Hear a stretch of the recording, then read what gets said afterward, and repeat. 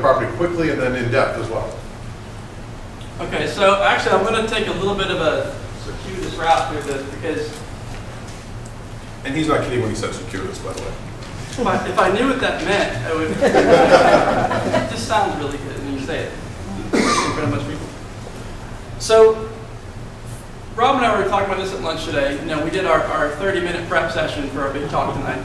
And, you know, one of the things we said was the biggest mistake, well, there's a bunch of mistakes that new investors make, but one of the things that gets overlooked is knowing what to do to a house. So it's one thing to know how much stuff costs, but it's a whole other situation to know what needs to be done to maximize the value of a property. And some of you guys live in nice houses and you're used to nice stuff, and you go into a not so nice house and you take your mindset and you try to pop it onto that house and you overspend on the rehab because you're used to granite and laminate.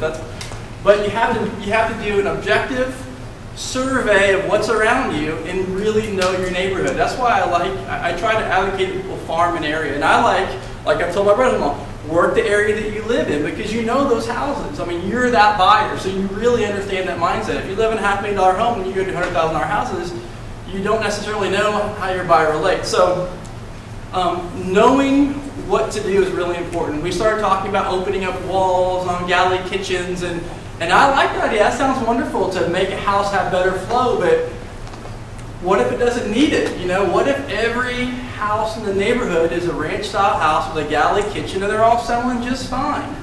Why open up the wall if you don't need to? So it sounds nice, but you know, sometimes, you know, I know like some of the viewers will advocate putting in like whirlpool tubs and things to try to make the house pop a little bit more, and that can make sense. I can see spending a little bit more to try to make it sell faster, but in today's market, you're probably not going to blow the roof off of the neighborhood. You're probably not going to go up above what the comps are saying. Your appraisals are being really tightly regulated. So it used to be that when everything sold for $200,000 and you did a few bells and whistles, you could sell for $250,000.